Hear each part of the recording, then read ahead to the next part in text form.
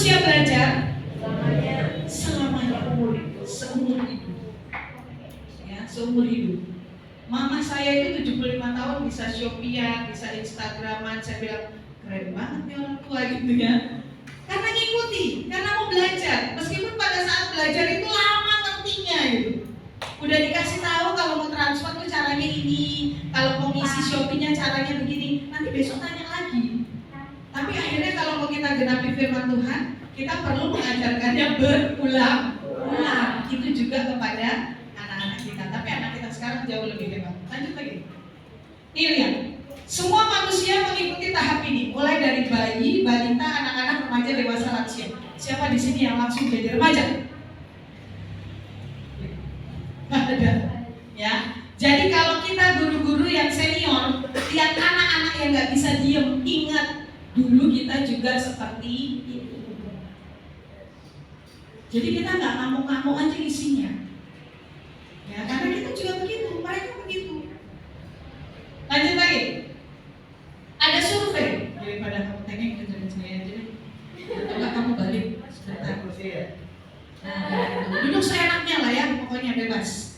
Ada survei pada tahun 20-an, ada psikolog dan guru prekos lagi namanya. Dia melakukan penelitian ekstensif mengenai kesuksesan akademis.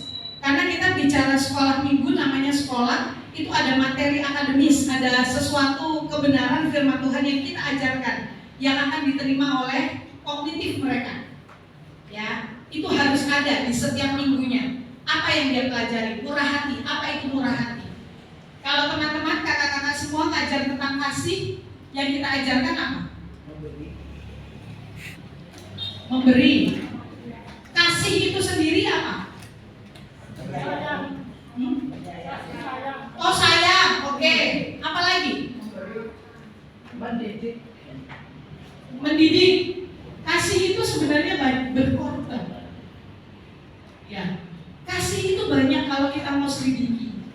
Kami di gereja ada anak-anak, kami lagi bahas buah roh.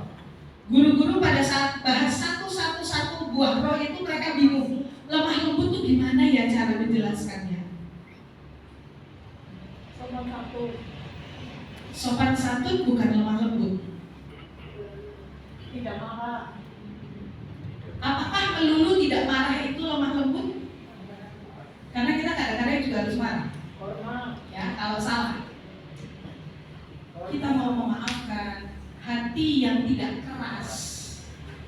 Udah dikasih tahu sekali, tidak hanya dikasih tahu sekali, maksudnya tidak hanya diem saja dan tetap seperti yang lalu, tapi kita mau berubah. Itu salah satunya lemah lembut. Kemudian ada satu anak sekolah minggu saya, "Alah lah ya piye, lah temanku itu lo bully aku terus." Itu anak kelas, anak umur 3 tahun. Gimana temanku itu bullying aku terus? Anak 3 tahun udah tahu bully, Bapak Ibu, teman-teman semuanya. Terus saya tanya, bully itu apa toh? Saya bilang, lah masa aku dibilangin kecil? Katanya. Emang badannya kecil, mungil gitu. Nanti kalau datang sekolah minggu, guru yang menurut dia gak suka, dia suka gitu. Itu murid kelas suami saya.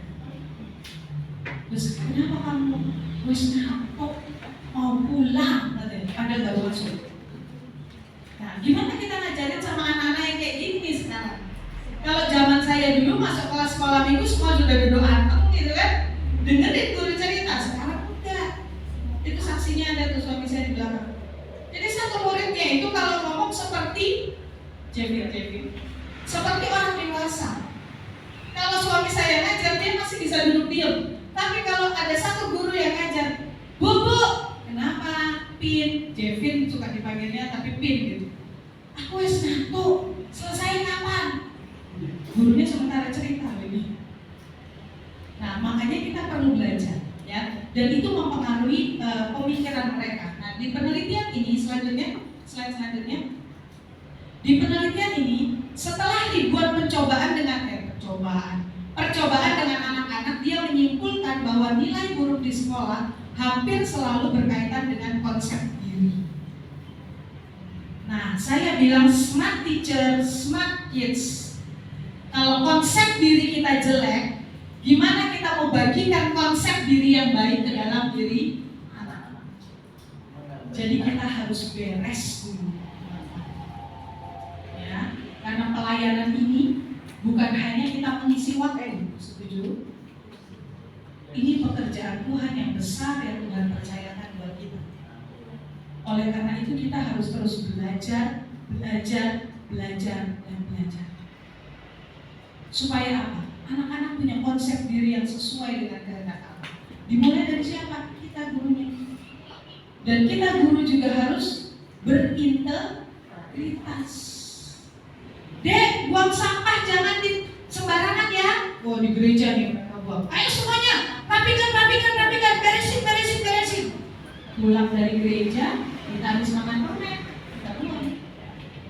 Dan anak lihat, anak nggak ngomong, tapi dia belajar. Guruku begitu. Begitu juga dengan konsep diri. Kita melihat diri kita seperti itu. Kalau hari ini kita masih lihat diri kita jelek, lihat gambar yang teman-teman tulis. Saya punya keistimewaan. Meskipun mungkin tidak sebanyak orang lain, tapi ada keunggulan di dalam diri saya.